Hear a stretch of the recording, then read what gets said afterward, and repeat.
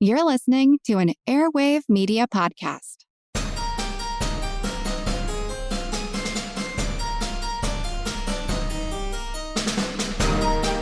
Hello, and welcome to Ben Franklin's World Revisited, a series of classic episodes that bring fresh perspective to our latest episodes and add deeper connections to our understanding of early American history. And I'm your host, Liz Covart. In our most recent episode, Joe Adelman took us into the early American world of coffee and how a simple, everyday drink carried political meaning, economic power, and social change. But coffee wasn't the only commodity bound up with protest and power. When early Americans rejected British tea after 1773, they didn't just stop drinking it. They found new ways to supply their wants and needs. Now, some of those ways were perfectly legal. Others, let's just say they sailed in the shadows of empire. After the 7 Years' War, British officials claimed that smuggling was a really big problem in their North American colonies. So Parliament responded with measures like the Sugar Act of 1764 and the Tea Act of 1773, which were laws that not only imposed new duties, but also tried to steer colonists away from illicit trade by lowering prices on legally imported British goods. So, just how big was the North American smuggling problem? Why did British Americans continue to import goods like tea illegally from Dutch and French merchants when they could have just bought similar goods legally and at lower prices from British merchants? Was smuggling really all about lower prices, or did something deeper drive American choices? To explore these questions, we're revisiting episode 161, Smuggling and the American Revolution. In this episode, we zoom out to the wider Atlantic world and then narrow in on the vibrant, often illicit trade networks that connected British North America with Dutch ports and the small but powerful island of Sint Eustatius, which was known as the Golden Rock of 18th century commerce. You'll hear from three historians. Fabrizio Prado, who helps us see smuggling not as an exception, but as a normal part of everyday trade across imperial borders in the 18th century Atlantic world. Christian Coate, who explains how and why British Americans turned to Dutch traders, especially for goods like tea, and how this trade pushed them towards new ideas about economic self-determination. And Wim Klooster, who takes us to the island of Sint Eustatius and shows us how this tiny Dutch island played an outsized role in supplying the American war effort and shaping the outcome at the Battle of Yorktown. Together, these historians reveal how everyday choices about where to buy sugar, tea, and other goods intersected with big questions about loyalty, law, and liberty, and how the world of seemingly ordinary smuggling helped fuel an extraordinary revolution. But first, do you love early American history but wish you had a guide? This January, the History Explorers Club is officially opening its doors. This club is an online community for curious history lovers who want trustworthy scholarship, great conversation, and bite-sized ways to explore the past in a way that fits into your life. During our grand opening, the week of January 19th, we'll share special events and early access opportunities that you won't want to miss. So join the waitlist now so you get all of the launch details. Visit historyexplorers.club. That's historyexplorers.club. All right, are you ready to revisit the hidden world of smuggling and see how it connects to the stories that we've been exploring about coffee, tea, and the politics of everyday life in early America? Let's go meet our expert guides.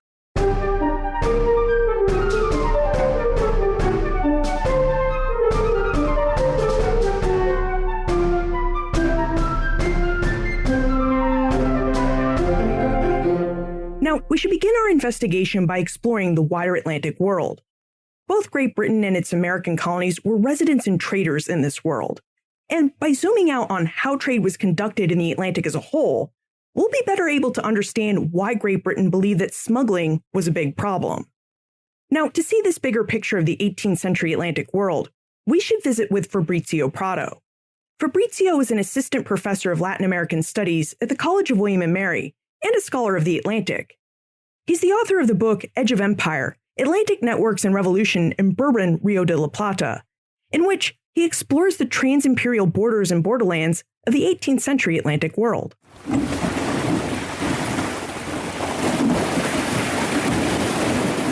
Fabrizio, we're trying to better understand the Atlantic world in the 18th century. It seems like it was a really busy and crowded space in terms of the number of European nations involved in trade and settlement there, and we wonder if you would provide us with an overview of what the Atlantic world looked like in the 18th century. Yes, the Atlantic world was indeed a very crowded space in terms of the number of European nations involved in trade and settlement. And I think that the 18th century is the first moment that we have really many competing old and new actors in the Atlantic world. In the beginning, like the 1500s, you see Spain and Portugal taking the lead and, finding and establishing colonies in the New World. And later, Britain and France and the Dutch, they all try to catch up with Spain and Portugal. And that is in the 18th century that they really not only catch up with the Iberians, but in the case of France and Britain, they surpass them. So we'll see that the South Atlantic, it was more an area of influence of the Iberian empires, and they kept that in the 18th century. So you see, like Portugal was able to keep pretty much what we call Portuguese America, what would be Brazil today. And Spain had big viceroyalty in Peru that extended what today is Chile, Ecuador, and what would be Argentina, Uruguay, Paraguay. Rio de la Plata region is also an area of influence of Spain. In the Caribbean, that's where we see most of the rivalry and competition of these empires, where you see the British, the French, Dutch, and of course Spain as well, competing for colonies and territories. And North America would be an area that initially Spain had a lot of influence, but the British slowly carved and the French carved the space there. So it was in the 18th century that you have like this full concert of European empires now, established with their, interests very clear. And we have this full moment of European rivalry.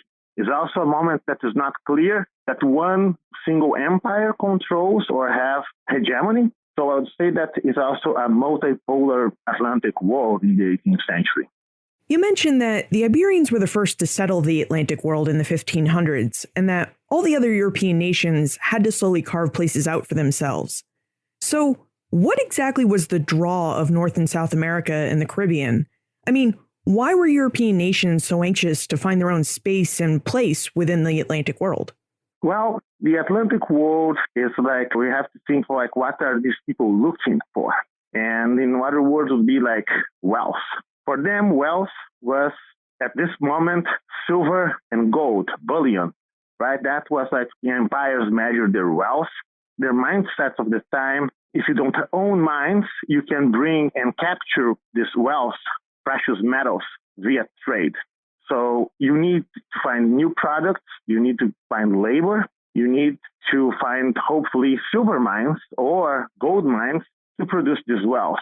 So since the 1500s, the Portuguese and the Spaniards have been exploring like from the Canary Islands, the Azores, the coast of Africa, and then eventually the Americas, always with this goal of finding precious metals and enabling trade routes with Asia, right, where you can really find goods that were extremely valuable in Europe.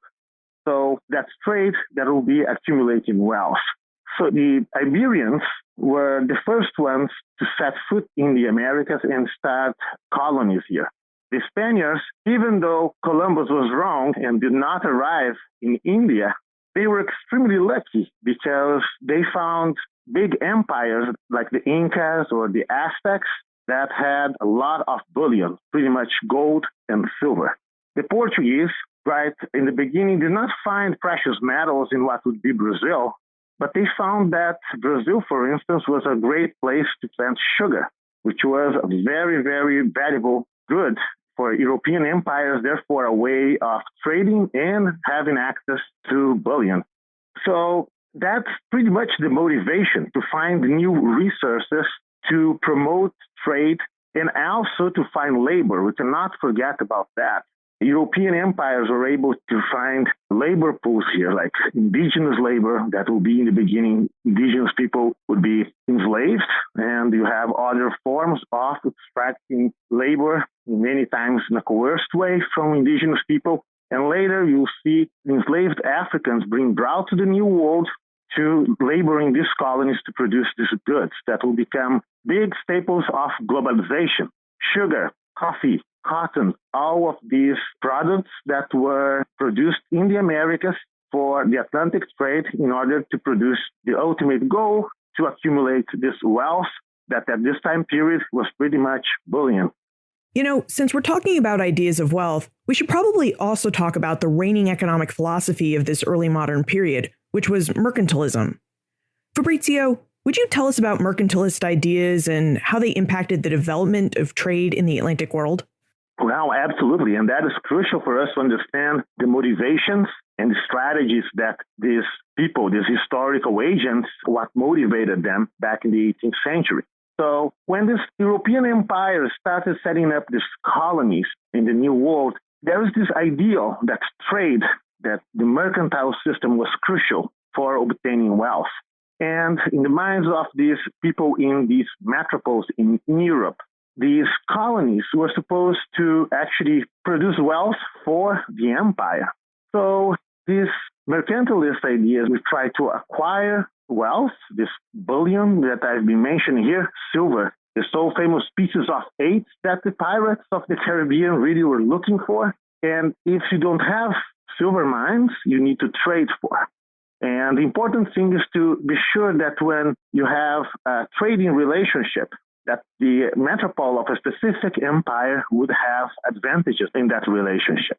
So mercantilism was an ideal of protecting trade and making trade always more advantageous for a specific empire. So that's why, for instance, you're going to see that in Iberian America or in Spanish America, Portuguese America, for instance, Brazil, in Rio de Janeiro or Pernambuco, other foreign empires but Portugal were not allowed to trade. So Portugal would be sure that they were profiting and their rivals were not being able to profit from their colonies without dealing with Lisbon and Lisbon ensuring that Portugal had an advantage in this relationship. Same thing with the Spaniards. The Spaniards didn't want the British and the French profiting out from the silver mines of Bolivia, right, Upper Peru, or the gold and silver of Mexico. So what you see is that these mercantilist policies that make colonies and their markets exclusive markets of their metropoles. If you think like all those reforms that we've seen happening in the 18th century Anglo-America leading to the revolution, they were actually kind of attempts of copying these more strict mercantilist views that European empires, like the Iberian empires, put in place to protect their profit out from their colonies and protect exclusive access to trade in labor and resources from these colonies. Now, how did European empires attempt to follow these tenets of mercantilism and contain trade within their own empires? I mean, it really doesn't seem like the Atlantic world was ever a place with strict borders. I think that the key for that question is that they attempted. I don't think that they actually succeeded. So you have all these laws that foreigners were not allowed in a colony of a specific country. You have that foreign ships could not dock in the ports of the colonies of another country. And in order to enforce that, the metropoles would send bureaucrats. They passed these regulations and they would send bureaucrats. But it was very difficult to be sure that the local elite, the local authorities would always be looking to protect the interests of the metropoles. So what we see is that these mercantilist views are much more prescriptive and ideal set of policies than actually how things operated on the ground. We see that officially, for instance, just for us to have an idea on how clumsy this system was. If you're thinking about a city like Buenos Aires is like in Atlantic South America, in Rio de la Plata. It's, an Atlantic port, but it was not authorized to send ships to the Atlantic. According to Spanish mercantilist policies, Buenos Aires was supposed to be supplied with all goods from Peru through Lima. So you have like all the goods to get to Panama, cross the isthmus, go again in a ship to the Pacific, disembark all the goods in Callao, the port of Lima, to go up to the Andes, down south, down the Andes to Buenos Aires. So it's a very clumsy system that made it very expensive, the goods offered by it, and very inefficient. So all these sets of policies that are created to protect the interests of the metropoles actually didn't work very well, and many of the officials understood that. Therefore, they were open to other alternatives, what one could call more easily these days smuggling. Yeah, this is really interesting because it does seem like although mercantilism dictated that all these European nations should contain trade within established imperial borders, and even though you have all these European nations out there imposing laws to create closed imperial borders and systems of trade, your research reveals that those who actually lived in the 18th century Atlantic world actually resisted the attempts of European governments to enclose them within imperial boundary lines. So, Fabrizio, would you tell us how people around the Atlantic really conducted trade? How did they actually respond to all these mercantilist laws imposed by their respective empires? That's a great question because actually, again, these European empires have these ideals of how colonists and authorities, around the Atlantic world should behave. But when you're living in a colony, you have a family, you have a network of people, there is a society and a community that actually have concrete needs, goods, like they need access to resources. And sometimes these mercantilist policies just were not really helpful. So what we see is that the local interests, local communities, local authorities had very different interests than the authorities back in Europe. So many times, for instance, we'll see that it's inevitable that foreigners would try to attempt to trade with Spanish, Portuguese colonies or vice versa, right? British and French traders would try also to tap into the markets that were close to the Spaniards, especially regarding silver. So a big strategy here is the so-called emergency landing, what the Spaniards call arribadas.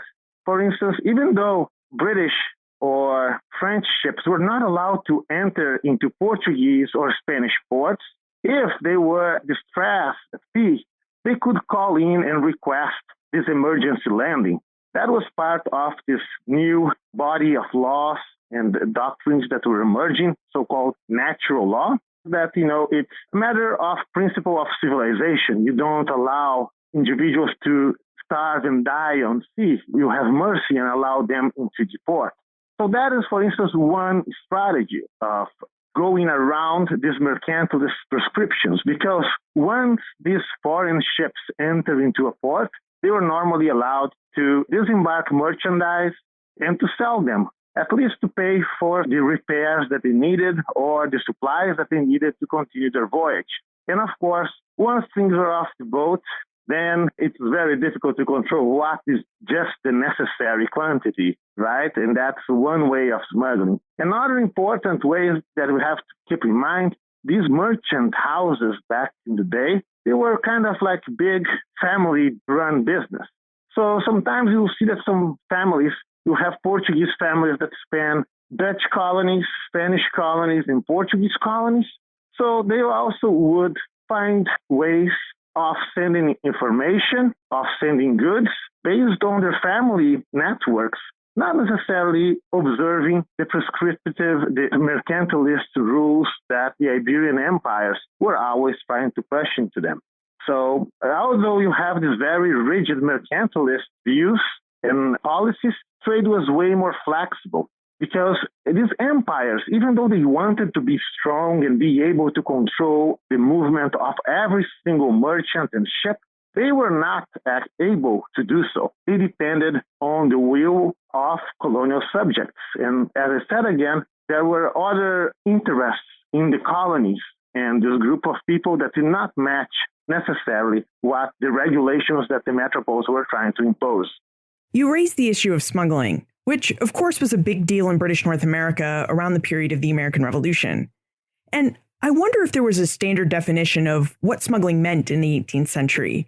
Because from the way you've described it, it sounds like you smuggled anytime you crossed an imperial border with goods. And given how crowded the Atlantic world was, crossing imperial borders wasn't a very hard thing to do. Well, actually, that sounds weird, but exactly what it was. Smuggling, if you were just wandering around the Atlantic world, smuggling was almost inevitable. Because, yes, smuggling is the untaxed movement of goods and people. So when you cross a border, without paying taxes, or you're crossing a border in which you're not supposed to be crossing that border in the first place. That is smuggling. Smuggling is going against the regulation of one state regarding what you are allowed or not allowed to do in regarding to trade. Also, we can call smuggling untaxed trade, for instance, or we can call smuggling direct trade. But it's important to keep in mind here that smuggling is also a relational concept.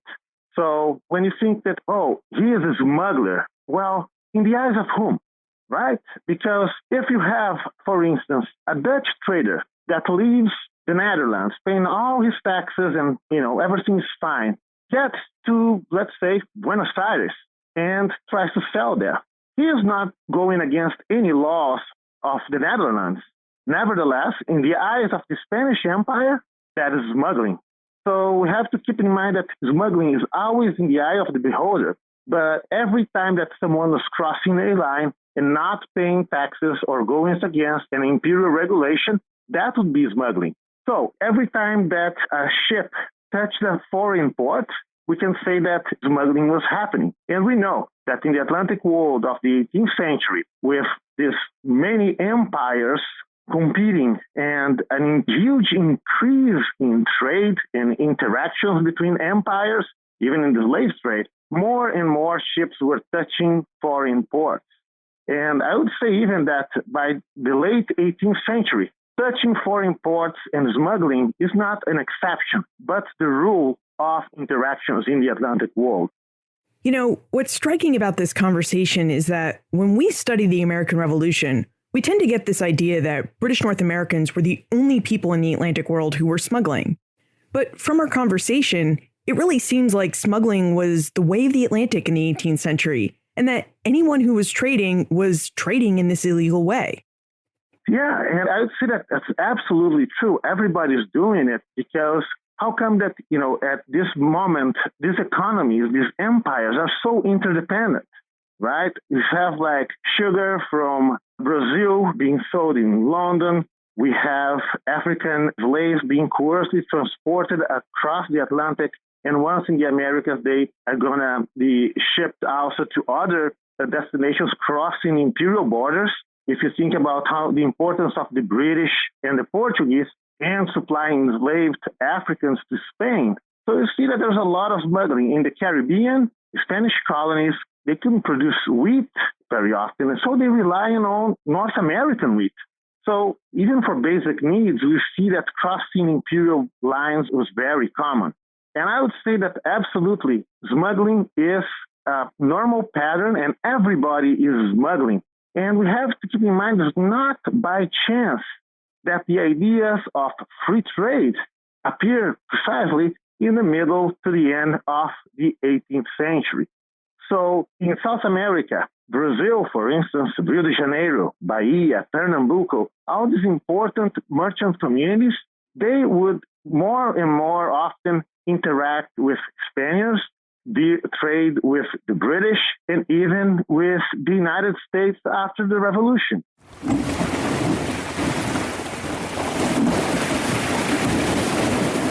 The Atlantic world was a very crowded, competitive place during the 18th century, a place where many European empires were trying to follow the tenets of mercantilism by regulating trade in such a way that their empire gained economic advantage. Of course, what empires hoped would happen with these regulations and what really happened with them are two different stories. Imperial ideas about how colonists should live and trade rarely matched how colonists actually lived and traded, so far removed as they were from the seats of imperial power.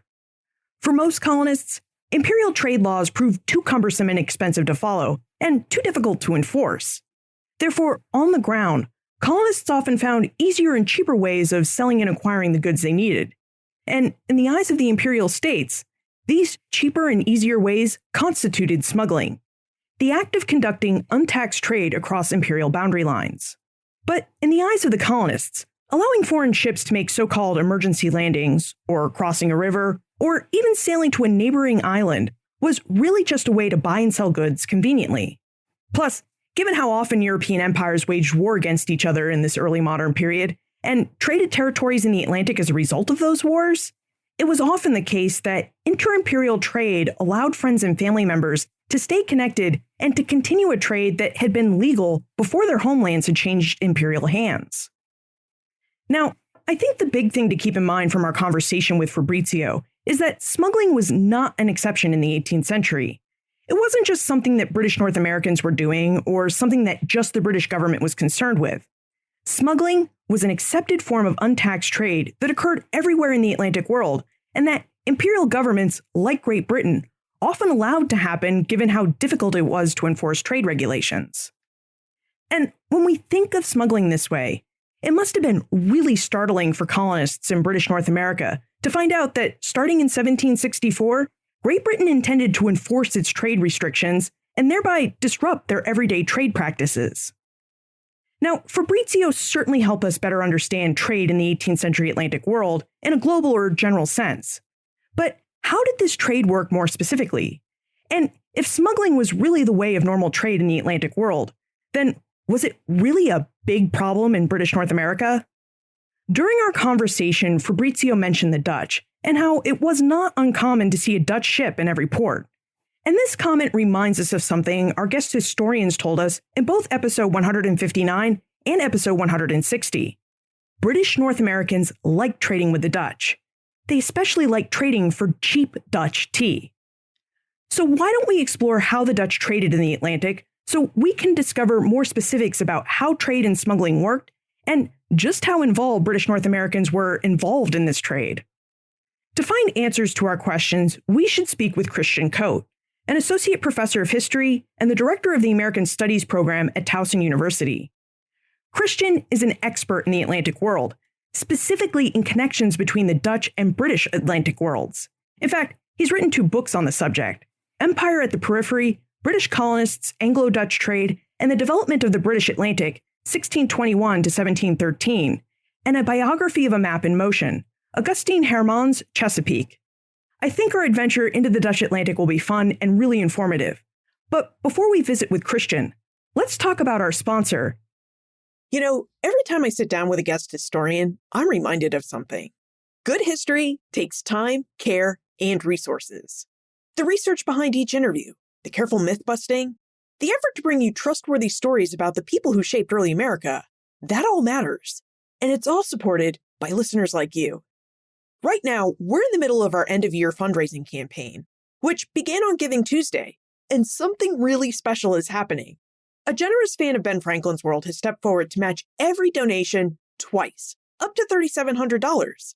And as of today, we're 77% of the way to that goal, which means that your gift, whether it's a one-time, monthly, or annual donation, will go 3 times as far in supporting the show.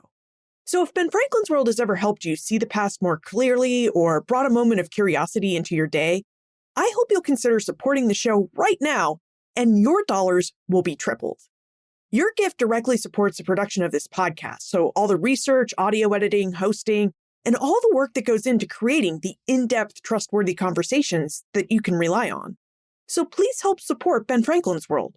You can do it at benfranklinsworld.com/donate.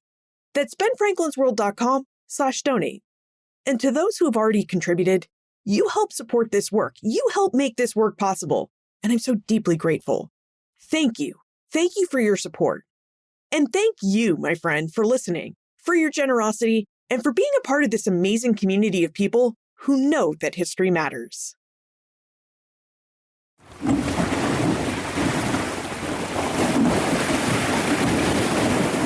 Christian, thank you so much for joining us. We're exploring trade and smuggling in the 18th century Atlantic world, and we'd like to develop a better understanding of how the Dutch traded and smuggled with British North Americans. So, would you tell us a bit about the Dutch presence in the Atlantic world during the 18th century? So by the beginning of the 18th century, the Dutch Atlantic Empire was much smaller than it had been a century earlier. In the middle of the 1650s, the Dutch controlled significant territorial colonies, including New Netherland and North America, as well as perhaps most significantly, regions in what is today Brazil, where they had a series of sugar plantations. By the late 1650s, however, they had lost most of those colonies. And by the time the 18th century began, the Dutch controlled essentially a number of islands. Curacao off the coast of what is today Venezuela, perhaps most importantly Sint Eustatius, which is in the Lesser Antilles. If you go sort of south and east from Puerto Rico, there's a tangle of islands, some English, some French, and Statia was the most important island there. They also controlled some plantation colonies along the coast of what is today Suriname, but these are relatively small, only a few thousand inhabitants and several small plantations. And by the 18th century, they also held on to a couple of slave trading forts on the west coast of Africa. And that was essentially the empire. It was largely a commercial empire rather than a territorial empire, as you might imagine, with the British or the French, for example, who control significant amounts of territory. The Dutch, nevertheless, trade through these ports. It's really interesting that the Dutch were able to survive and even thrive in the 18th century Atlantic world, given that, as you mentioned, they only had a few plantation colonies, which were the type of colonies that really enriched other empires. So I wonder if you would tell us more about this Dutch commercial empire and specifically about the development of the Dutch transit trade. So the center of the Dutch Empire is Amsterdam itself and the United Provinces. And this developed in the beginning of the 17th century as Europe's economic powerhouse. The Dutch had several advantages. Some of them were technological. They had leaped ahead of other European rivals in shipbuilding technology, for example. They also controlled much of the fisheries in the North Sea, particularly the herring fishery. And we might not think about fish today, but fish are so essential to an economy because in the 17th century, before refrigeration, they were easily preserved and could be a fundamental source of protein. So the Dutch control trade in the Baltic, grain, lumber supplies, and fish, and they also have trade routes that connect them to the Mediterranean. So in the 17th century, Amsterdam became in some ways an entrepot that pulled commodities from all over Europe in and then sent them back out again. With Dutch advantages in shipbuilding, they turned themselves into the carrier. The English would criticize the Dutch in the 17th century as they would call them the carriers of the Atlantic, essentially not producing things, but making money by moving things around. And they do a similar thing in the Atlantic. They take the advantages they have in the Netherlands in shipbuilding that enables them to build ships more efficiently, to sail those ships more quickly. The capital markets of Amsterdam are advanced, much lower interest rates about 3 to 4%, as opposed to 6 to 10% in a place like England. And this allows merchants to borrow money more cheaply, to invest in trade. So in the Atlantic, they build what historians often call the transit trade. And they essentially use their islands, places like Sint Eustatius, places like Curacao, to move goods through. So they bring European manufactured goods that come from their extensive European trade networks. They bring them into these islands and then exchange them at other ports, particularly English and French colonies. And this trade began in the early part of the 17th century. As the English and French were setting up plantation colonies, Dutch merchants who were already operating in the Caribbean began to offer goods for sale. And French and English colonists who were busy trying to plant tobacco and plant sugar were desperate for supplies for European manufactured goods, textile, metal goods, things to outfit their homes and to outfit their plantations.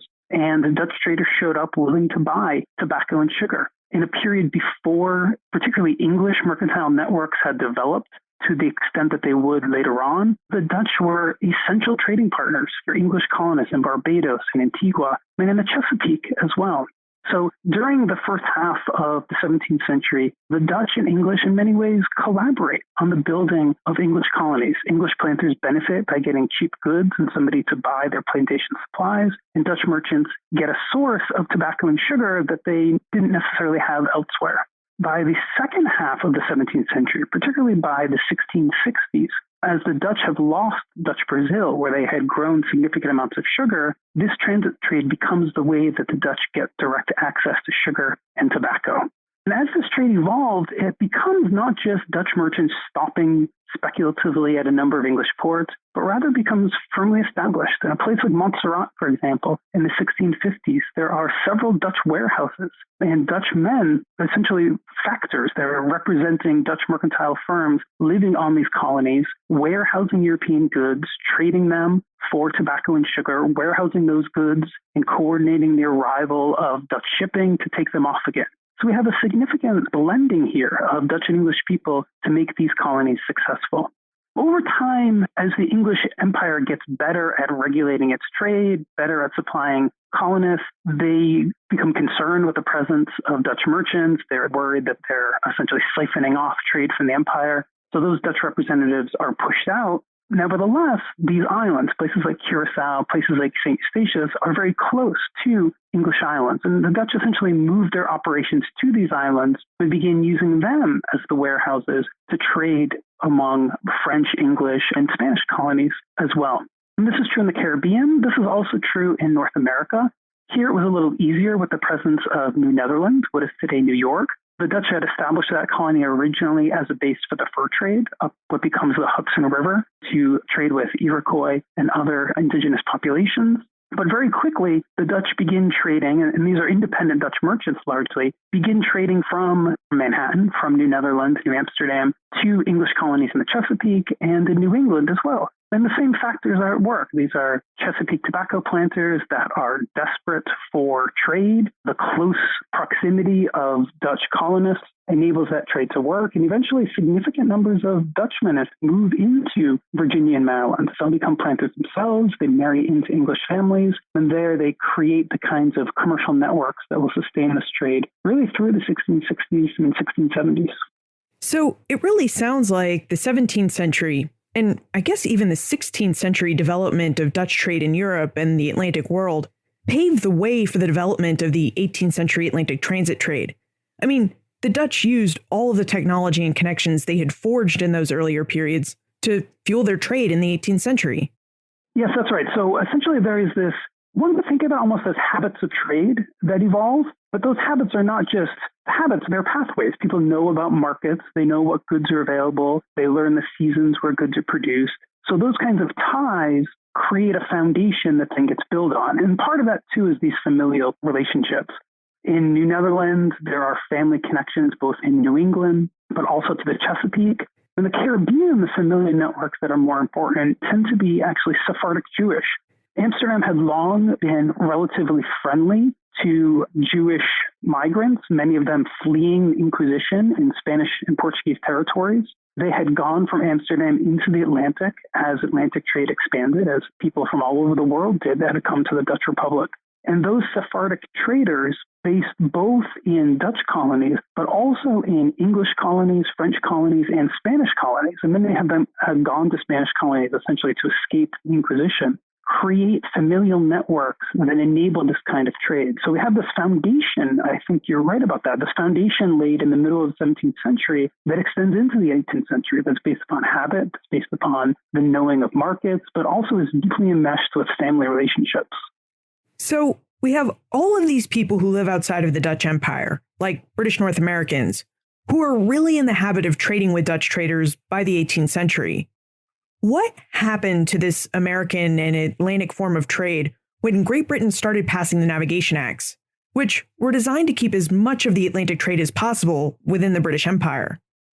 That's a great question. So this is perhaps most an example in New York, what becomes New York City, right? New York is conquered by the English in 1664, largely because they see New Amsterdam and New Netherland as siphoning off trade in North America. Governors in New England, for example, complain about competition for the fur trade. English tobacco traders complain that Dutch merchants are siphoning trade out of Virginia and Maryland. And this is one of the reasons that leads to the conquest of New Netherland by the English in 1664. But Dutch traders can go anywhere. The Dutch traders who live in Manhattan, in what had been New Amsterdam, become English citizens. This is where they live. This is where their family ties live.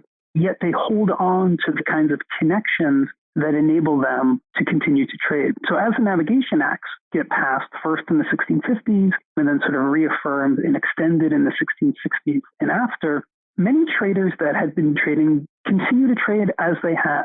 The Navigation Acts are designed to push them out, but one of the things that they actually do is in some cases they encourage more trade, more illegal trade. And the reason they do that is because they artificially raise the price of imported goods. So one reason that English merchants are trading with the Dutch is because Dutch merchants are able to supply manufactured goods cheaper. And sometimes they can provide them as much as 30 and 40% cheaper. And that's in many ways about the technical advantages of production and credit in the Netherlands. So if they're going to do that, if the English are going to pass a law that makes that trade illegal, or at least funnels that trade first through England and to the colonies, what they've done is actually artificially raise the price of imported goods, which means that continuing to trade with a Dutch representative or a Dutch individual is even more attractive than it had been before. So the Navigation Acts, in theory, are supposed to stop this trade, but in reality, it never actually happens, or it never fully works. And we also know that people are creatures of habit. They don't like change. And in the years before the Navigation Acts, British colonists had developed a habit of trade with the Dutch. Then Parliament comes in, imposes the Navigation Acts, and all of a sudden, these regular trading habits became illegal. Of course, these trading habits continued anyway, but under what the British government termed as smuggling. So here's one of the great things about this idea of smuggling, and it's really all about perspective, right? So if you're in a British colony in the 18th century, smuggling can mean all kinds of different things. It can mean evading import and export duties. It can mean going around a state monopoly, such as the Royal African Company, which for most of the 17th and early 18th century controls the trade in enslaved Africans. It could also mean just violating local rules about trading at a certain location as opposed to another location. Or it could mean trading particular goods. Most commonly, we think of smuggling in the frame of the Navigation Acts, right? Trade that was outside of the empire, that was foreign trade. But here's where perspective really matters. So colonists who have been trading the way that they always have get told that their trade, these sort of habits that they've established for decades, are no longer legal. Well, the smuggling to them then is not really a violation of the law of nature. And Adam Smith has a great line about this in The Wealth of Nations, written at the end of the 18th century, where he talks about smugglers aren't people who violate the laws of nature. Rather, what he says is that essentially smugglers are excellent citizens who have the law changed on them. And it's not really that they try to smuggle, it's that what they had always been doing gets termed smuggling all of a sudden. And that's one of the other really important things to say about smuggling in the 17th and 18th centuries. We tend to think about smuggling in terms of something like illegal drugs today. People who are involved in the moving of illegal drugs, because those drugs are legal by definition, what they're doing is smuggling, and there is no legitimate drug trade. But in the 18th century, smugglers didn't smuggle all the time. Smugglers traded some things legally and some things illegally. It depended upon the options that were available to them. They didn't set out to break the law. And sometimes they even combined legal and illegal trade. So one of the most common things that happens in the 17th and early 18th century is, as we said, the Navigation Acts essentially say that colonial trade of valuable goods, what are called the enumerated goods, these are things like tobacco and sugar and furs, these things have to go to England before they can go anywhere else in Europe.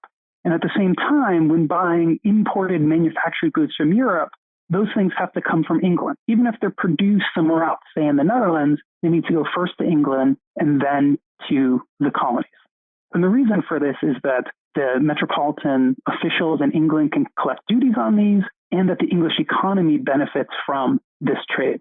What we have, for example, in New York or in the Caribbean, what happens is that it's legal to send enumerated goods, to send tobacco or sugar, for example, to the Dutch Republic as long as you stop in England first, pay duties on your cargo, and then continue on to the Dutch Republic. But what, of course, merchants end up doing is they do this. They follow the technicalities of the rule, yet they only pay duties on a small percentage. They hide some of the cargo, for example.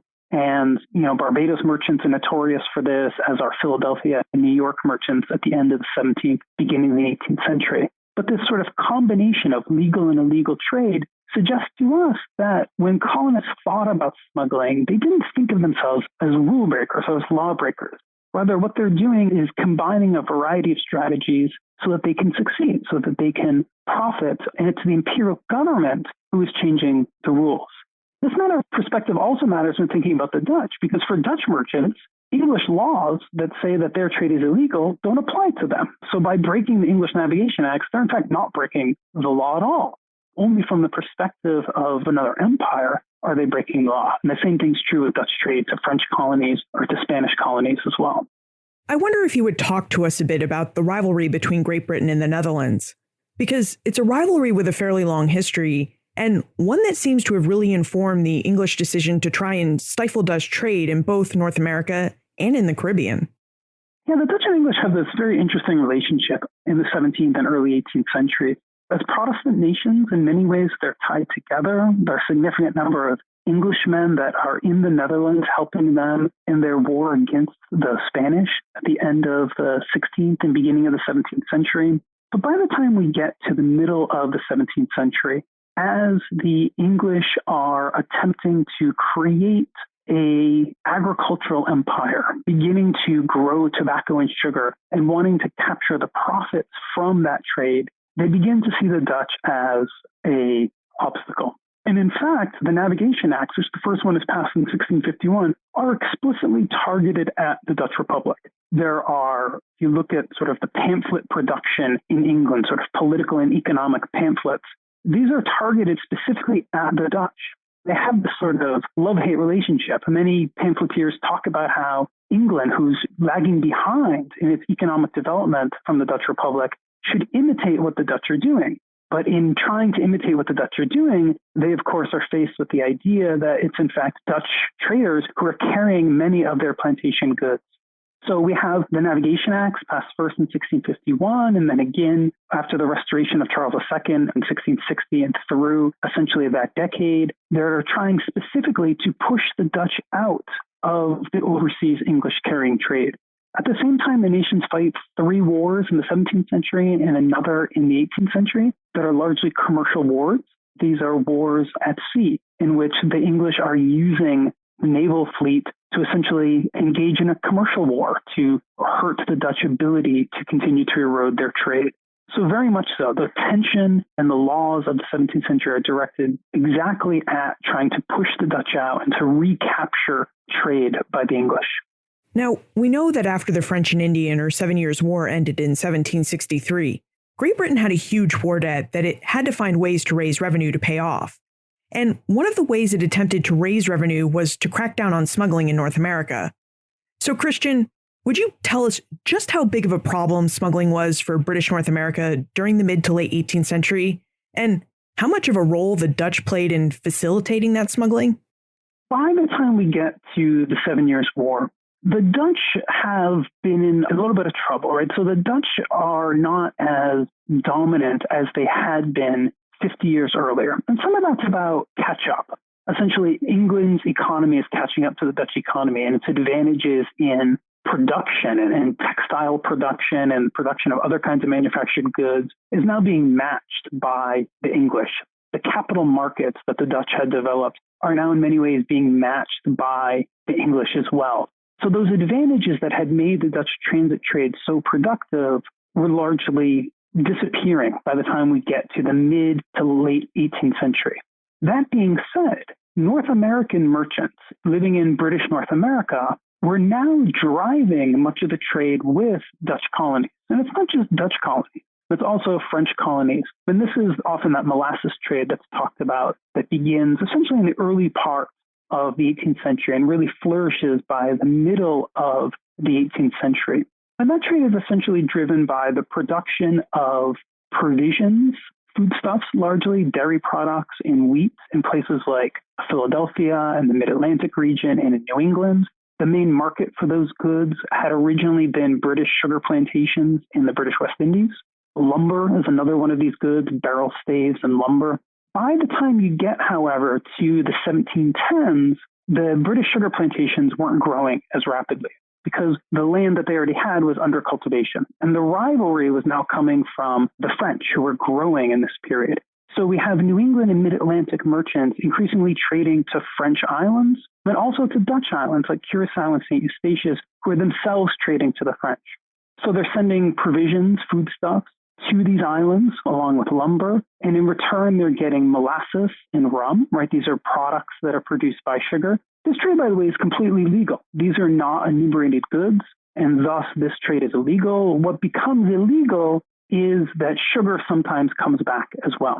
Eventually, in 1733, because British sugar planters are complaining about increased competition, largely from French planters, the English passed this law called the Molasses Act in 1733, which puts a tax on the importation of French molasses. And it's designed to stop this trade. But it doesn't. And it doesn't because British North Americans need to trade with someone. And they continue to do so, to trade to French islands and to trade to Dutch islands as well. By the time we then get to the 7 Years' War, which is where your question began, that trade remained significant. And the presence of increasing numbers of British officials that had come during the 7 Years' War, particularly naval officers, are outraged that they see, even even during a war with the French, North American merchants continuing to trade with French islands. So that's some of what's driving these new attempts to crack down on North American trade after the war. It's trade that had already existed, but now sort of become newly visible to English officials. The other part of that, and this is perhaps where the Dutch are specifically more important, is the tea trade. For a variety of reasons that had to do with English and Dutch rivalry in the East, where they had access to tea plantations and to the production of tea, the English East India Company, which was a monopoly company that controlled tea, wasn't very efficient at selling tea to the colonies. It required colonists to buy large amounts of tea at auction. Many North American merchants couldn't afford that tea. Meanwhile, it was significantly taxed, and British North American merchants began to buy tea at Dutch islands. By the time we get to the 1760s, they're smuggling significant amounts of tea. Some estimates were as high as Thomas Hutchinson, who becomes the governor of Massachusetts in this period, estimates that something like 5/6 of all the tea that flowed into Boston was smuggled during the 1760s and early 1770s. So by the time we get to the Revolution, by the time we get to the imperial crisis anyway, there's this long-standing connection to trade in North America that's not easily separatable. Back to this idea of habit and custom and family ties, this is simply the way that North Americans operate. And as the English pass new laws that are designed to clamp down on smuggling in North America, they essentially create even more smuggling because they're not changing the economic situation and they're forcing merchants to continue to trade as they always have, but now to do so illegally. So when we're looking at the economic origins of the American Revolution, we probably really need to look at both the French and Dutch influence in these origins, given all the trade that was occurring outside of the British Empire and outside of its laws. Yeah, that's true. I mean, I think we need to be a little bit careful sometimes in thinking about drawing a direct line between support for smuggling and the later arguments that are going to come. That is, for a long period of time in the 17th and 18th century, British North Americans resist efforts to control their trade. They protest the Navigation Acts and argue that these things are detrimental to their own economic origins. Usually, however, they do that by calling themselves good English and British citizens. That is, they say things like, you should allow us to continue to trade the French islands because this will make us wealthy and it make us able to buy more British goods and essentially to contribute more to the empire. So what sort of happens by the time we get to the imperial crisis, to the 1760s and 1770s, is that two sort of different narratives, one about taxation and authority of government, gets co-joined with a narrative that's about sort of economic opportunity. And in that way, smuggling becomes politicized in a new way that becomes about economic self-determination that gets tied to language of political self-determination as well. So there is this sort of history of commerce with the Dutch and the French, much of it illegal, that encourages North Americans to think about their economy in ways that doesn't fit into the British Empire. And that has a real implication in allowing them to sort of imagine themselves as having different economic interests and then different political interests as well.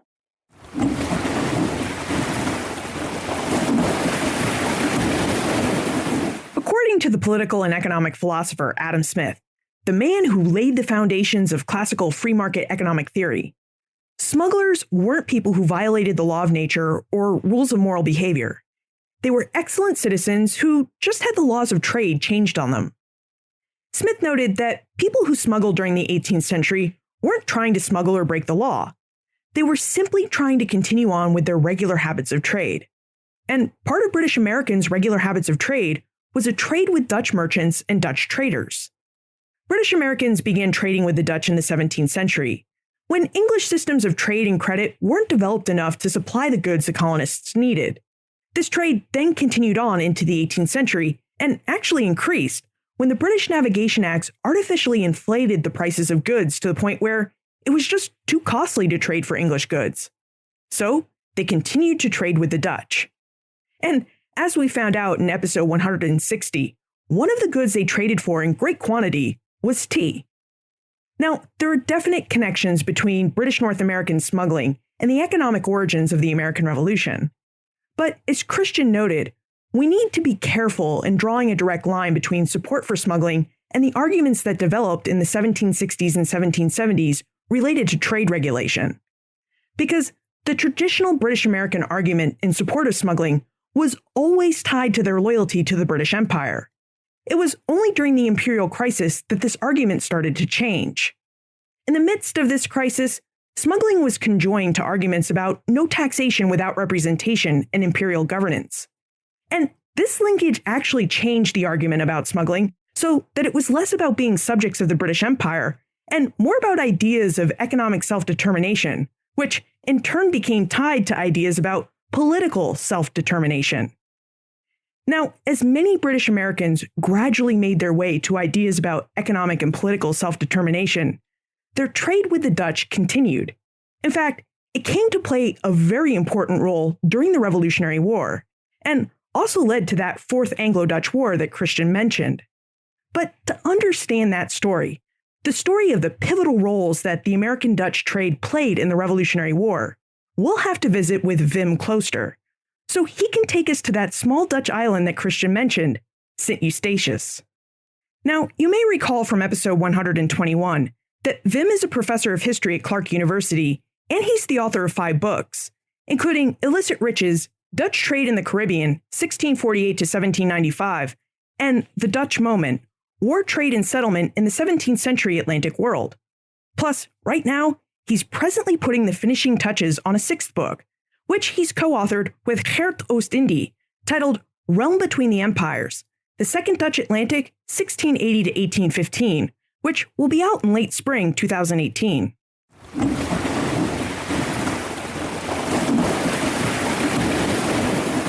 Thank you for joining us, Wim. We have questions about Sint Eustatius and its role in the American Revolution, and we wonder if you could tell us more about it. So, would you start by telling us how this Dutch island developed into a major port and hub of the Dutch transit trade? Well, Sint Eustatius was first settled by a Dutchman in 1636, a man who hoped to make it a tobacco island, but it never became a major producer of cash crops of tobacco or sugar.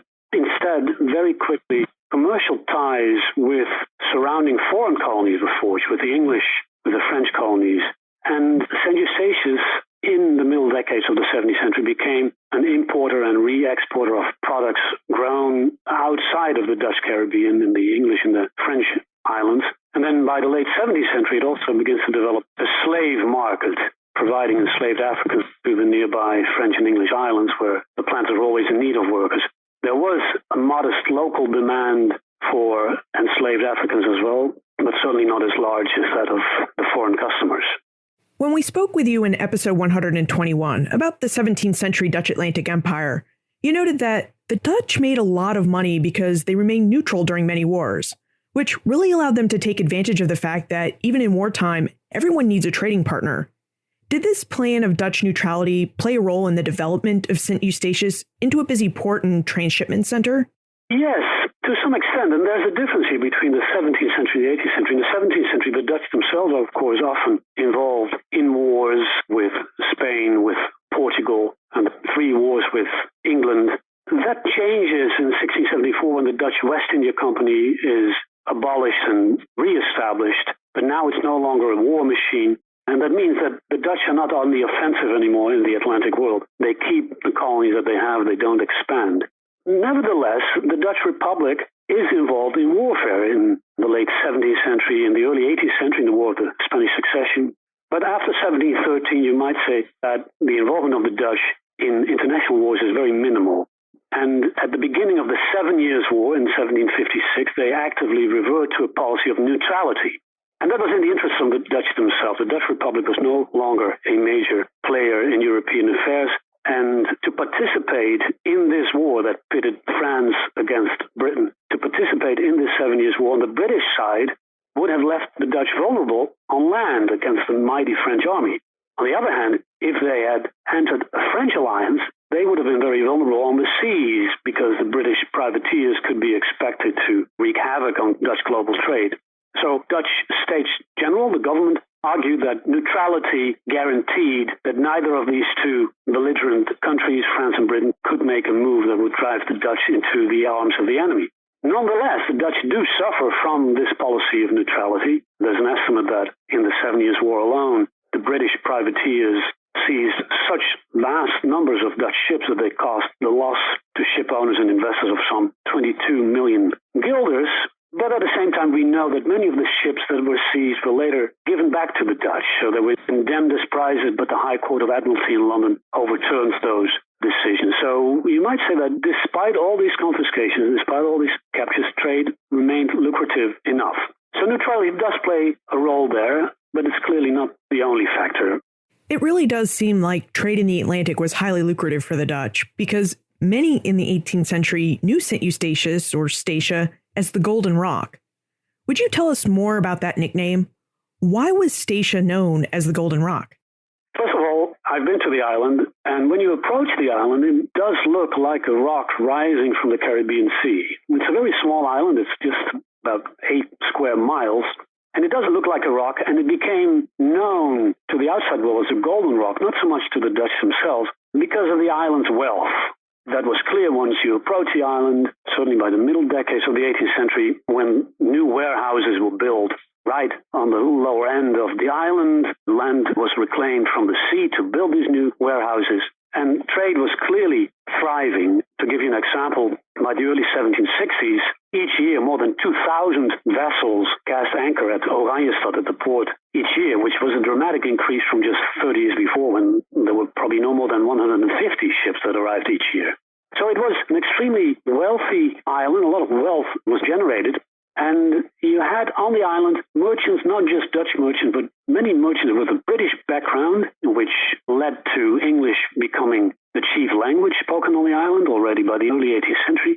Merchants who were looking for both provisions for products from Europe, such as hats and stockings and spices. Spices, of course, originally coming from the East Indies. Glassware from Europe, axes, cotton fabric, linen from Germany. But they were also looking for goods coming from Ireland, including beef and salted fish. From North America, provisions such as cheese and fish from New England, bread and flour from New York and Philadelphia. And then all kinds of building materials were also coming from North America: planks, shingles, hoops, staves, bricks, tar, etc. Then Statia offered massive quantities of rum and molasses, these byproducts of sugar, and certainly the North Americans were very interested in that, these byproducts of sugar. So the sugar originated in the French islands. It ended up, along with the rum and the molasses, in Statia, and was there then bought by North Americans. So it gave rise to a very thriving trade between English and French subjects on the roads of the Dutch island. And Statia helped facilitate the Dutch trade in tea, too, right? The tea trade, too, yes. It became one of the main conduits of tea, from entering first from Europe and then ending up in North America, the famous tea trade. As Wim has described for us, Statia developed into a thriving transshipment port for Dutch trade in European, Asian, and West Indian goods in the Atlantic world. And during the American Revolution, it came to play a vital role in the Revolutionaries' war efforts. Wim, would you tell us about the important role Statia played in the American Revolution? After the start of the American Revolutionary War in 1775, Statia started providing war material, especially gunpowder and naval stores, to the Continental Congress, especially by Dutch firms based in Amsterdam, sending ships with gunpowder to St. Eustatius. And from there, then, ships, very small vessels like sloops, were sent to North America, where in exchange for the arms and the ammunition that they provided, local produce entered station ships like tobacco from the Chesapeake or indigo from South Carolina. So what you find is that these small vessels from Statia anchored a little distance away from, for instance, the port of New York, and from there they would send these contraband goods, as they were considered by the British, in small boats to the nearby port. And we know, for instance, that in the first half of 1775 alone, so the very beginning of the revolution, at least 4,000 barrels of gunpowder arrived in the 13 colonies from the warehouses in St. Eustatius. How are station and Dutch merchants able to meet the American demand, specifically for military stores like gunpowder? Well, this has to do with the long-standing trade, of course, between Amsterdam on the one hand and the island of St. Eustatius, the Dutch island, on the other hand. So the Dutch, partly shielded by their neutrality, met the demand of the North American revolutionaries for gunpowder and naval stores simply by sending it to St. Eustatia and never minding that it was illegal, because the illicit trade in the Caribbean had made St. Eustatius into what it was, just like the island of Curacao further to the south was one of the major smuggling islands in the Caribbean. So these Dutch companies specialized in the production of gunpowder had their connections with trading firms in Amsterdam and some other Dutch ports, which then sent the goods to St. Eustatius, and from there they arrived in North America. Now, earlier you mentioned that by the 7 Years' War, the British had a superior naval power to the Dutch. So, as the Dutch were shipping gunpowder from the Netherlands to North America via St. Eustatius, how were they able to avoid the British naval power? Well, they did not in the long run, because this trade was barely disguised, and it was only a matter of time before the British found out about this, in part because it was a repetition of moves from earlier wars, from the 7 Years' War, in which the Dutch had also shipped massive amounts of gunpowder to St. Eustatius, or earlier during the War of the Austrian Succession in the 1740s. And usually it was the French who had benefited from this, and the Dutch had been punished by the British privateers in the 1740s and during the 7 Years' War, the French and Indian War. So the same happened again now, and this provoked the ire of British naval commanders in the Caribbean, of course. Well, before we move on to exploring the ire of British naval commanders, we should talk about one more piece of assistance the Dutch at St. Eustatius gave to the American revolutionaries. On November 16, 1776, St. Eustatius supposedly became the first foreign land to recognize American independence. Vim, would you tell us about the first salute and its significance? Adding insult to injury, so on top of the shipment of gunpowder and naval stores, the Dutch, at least to many Americans at the time, became known as the first country to recognize U.S. independence. What happened on that day, November 16th, 1776, is that a brig, the Andrew Doria, a ship of the new Continental Navy, arrived in Orange Bay at St. Eustatius and offers a 13-gun salute, 1 gun for every rebellious colony. That is then answered by the Dutch governor at St. Eustatius with a salute of 11 guns. And this was according to international protocol to respond with a salute, 2 guns less than what you received.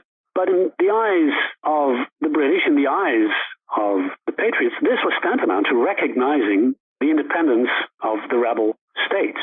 Now, you can argue that the Dutch may not have been the first, that St. Eustatius may not have been the first, in that, according to some, the Danish island of St. Croix had already done the same in June of 1776.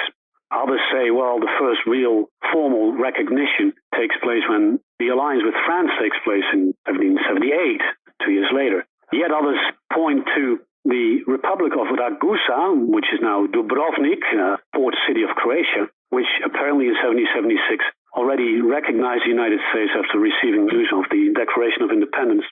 So there are many, you might say, first salutes, but the first salute with capital letters internationally is still, I think, considered to be the salute given to the Andrew Doria in November 1776 in St. Eustatius. So, by February 1781, the stations had been trading gunpowder and other war material to the American revolutionaries for their war effort, and they were likely the first to formally recognize American independence. Vim, how did the British react to all this?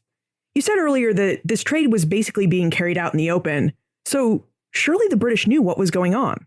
They clearly knew what was going on, and one response on the part of the British is to capture no less than 54 Dutch ships sailing between the Dutch Republic and Statia in 1777. That's one response. So that has, of course, clear consequences for the war effort of the Patriots, in that a lot of gunpowder simply will not arrive, ends up in the hands of the British. More importantly, this ire over the Dutch aid to the rebels helps provoke the British declaration of war against the Dutch in late 1780. Back in the 17th century, as I mentioned before, the Dutch and the English had fought 3 wars ever since. They'd been on good terms, usually allies in international warfare, but now the British declare war on the Dutch, and what is happening in Statia is probably the main factor in this war declaration. So it's war. The people in Statia don't know about this yet when, on February 3rd, 1781, Admiral Rodney arrives with a squadron of British warships Rodney was a man who had joined the Navy at age 14. He had served as a Navy captain during an earlier war, the War of Jenkins' Year, the War of Austrian Succession. He became a member of Parliament. He rose to the rank of Rear Admiral during the 7 Years' War. And in 1779, he was made Commander-in-Chief of Britain's naval squadron in the Leeward Islands of the Caribbean. And he was convinced that Britain would have conquered the southern colonies during the Revolutionary War, if not for the trade of St. Eustatius. So he arrives with a massive naval and army force totaling 3,000 men, and he is bent on ending the prosperity of Statia with one blow. Yeah, would you tell us more about that blow? As you noted, Rodney arrived in Statia on February 3rd, 1781, with 15 British warships and 3,000 men. So what exactly happened when he arrived? So they arrive when the island is thriving like never before, and that is in good part because of its role in the American Revolutionary War. Rodney arrives, he arrests, at least according to one source, some 2,000 Americans. He seizes 200 ships. He emptied all the warehouses on the beach, and there are many of them, there are hundreds of them by now. It's very easy for his force to overpower the local garrison because there are only 16 men, so 3,000 versus 60. But what happens then is really remarkable and almost unprecedented, in that for 3 months there is systematic British plunder of the island. Soldiers, the sailors go everywhere to find money, to find precious goods. They go dig up earth in the gardens, and they open up floors of houses. They search in the streets. They ask men and women to stop and look what's inside their clothes. Total damages later are estimated to have been something like £7 million. So they arrest all the Americans, put them on boats, send them away. In a way, they don't even distinguish significantly between whether somebody is a North American or somebody is a Brit from Britain or an Irishman, because Rodney considers everybody who's there on the island is guilty of the massive smuggling that takes place and therefore guilty of hindering the war effort on the mainland in North America.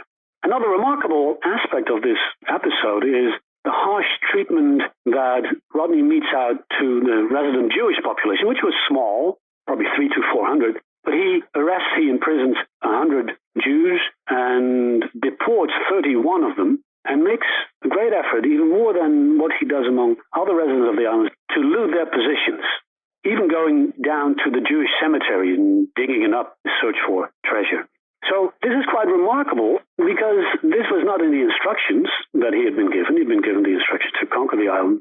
And it's very clear that he's doing this because he's looking for prize money. He's looking for money that he can use himself. So he's on a personal mission here. He'd done that before in his career, coming back with a large amount of loot that filled his own coffers, and that in part enabled him to have a nice country estate. And this comes at a time in his life when he is broke. We know that he was clearly suffering financially, so this to him was a great opportunity, the conquest of St. Eustatius. So it wasn't really the British government that sanctioned and benefited from the plundering of Statia. Well, I guess other than the benefit that a major American gunpowder supplier had been stifled. But it was really Rodney who benefited from the severe plundering of Statia. Indeed, it's benefiting Rodney. And there's actually more to this because conquest of St. Eustatia and the plunder of the island has major consequences for what goes on in North America. Yeah, would you tell us about those major consequences? Because Rodney was in Statia for 3 months to carry out his plundering of the island. And meanwhile, in April, Admiral de Grasse arrives in the West Indies with his French naval fleet and notifies the Comte de Rochambeau that his orders are to sail north to assist the Franco-American forces against the British in North America. So he doesn't seem to care too much about what is going on in North America, where we are now moving in the direction of the Battle of Yorktown. So Washington with his troops and the French Count de Rochambeau are teaming up for what will be one of the decisive battles of the American War. And what we now know in hindsight is that the battle could not have succeeded without the participation of a fleet that arrived first from France to the Caribbean and then left from Saint-Domingue, present-day Haiti, for the Chesapeake. And that is a fleet led by the French Admiral, the Count de Grasse, with his fleet of 29 ships, 3,000 soldiers. It arrives at the Chesapeake Chesapeake Bay in September of 1781, and eventually, after a battle is won against a British fleet, manages to blockade the Chesapeake, blockade Yorktown. That means that there is no way out for General Charles Cornwallis, who's in charge of the British troops in the south. So this episode could not have unfolded if Rodney had done his job. So historians have said that Admiral Rodney should have first intercepted the fleet as it arrived at Martinique from Europe. He did not do so because he was too busy with the spoils of his successful raid on Sint Eustatius. It was still on the island, even though the conquest was by now secure.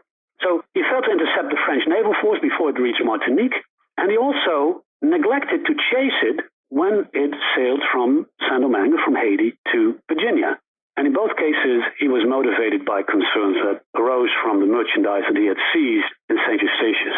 He doesn't even bother to go to North America anymore. He delegates his task to Sir Samuel Hood, and he goes back to England trying to defend his actions in Sint Eustatius because by now there is quite an uproar about what he has done on the island. So, due in part to Rodney's preoccupation with Sint Eustatius, the Franco-American force defeated the British at Yorktown.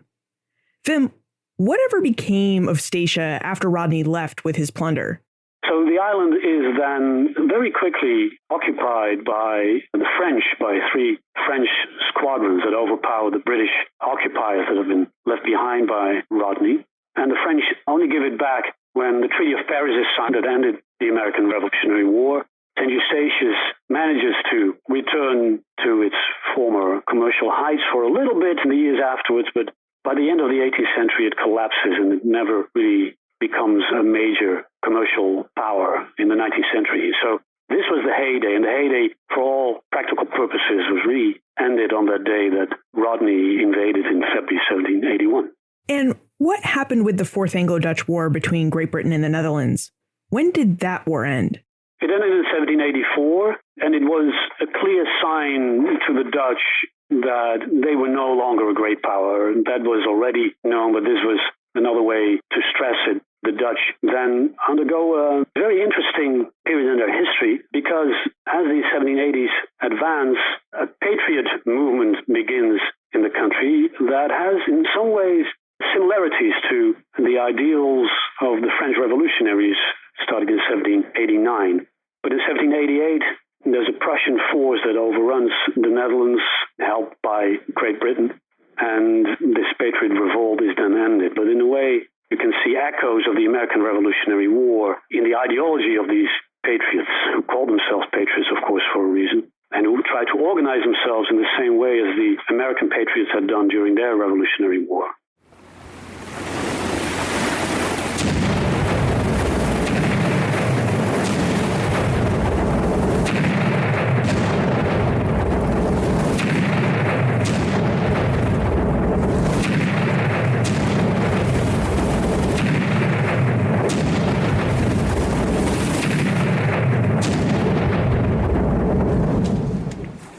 Reason why the Franco-American forces defeated General Charles Cornwallis and his British army at Yorktown is because of what took place on the tiny Dutch island of St. Eustatius.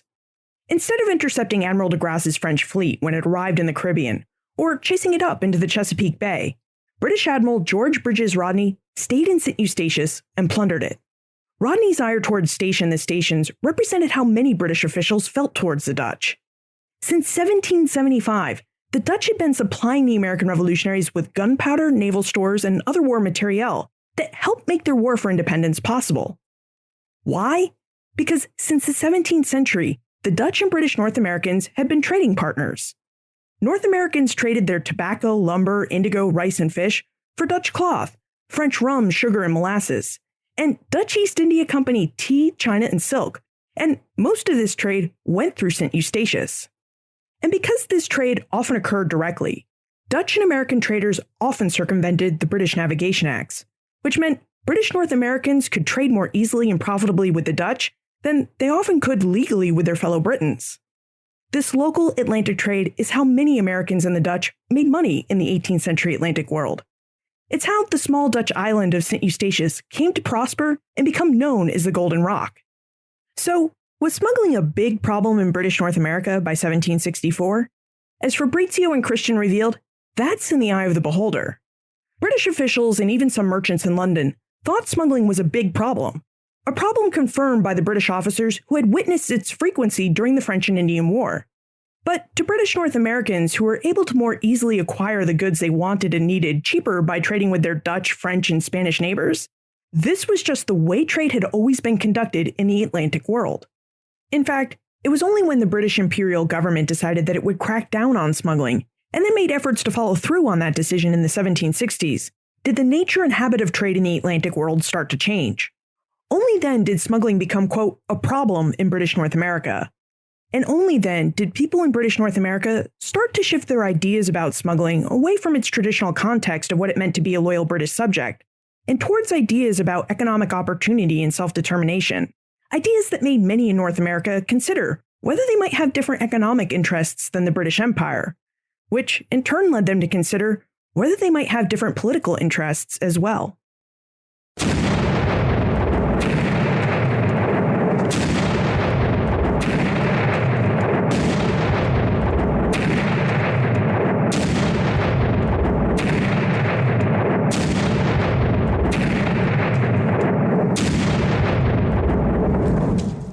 You can find more information about Fabrizio, Christian, and Vim, their books, plus notes and links for everything we talked about today, all in the show notes page.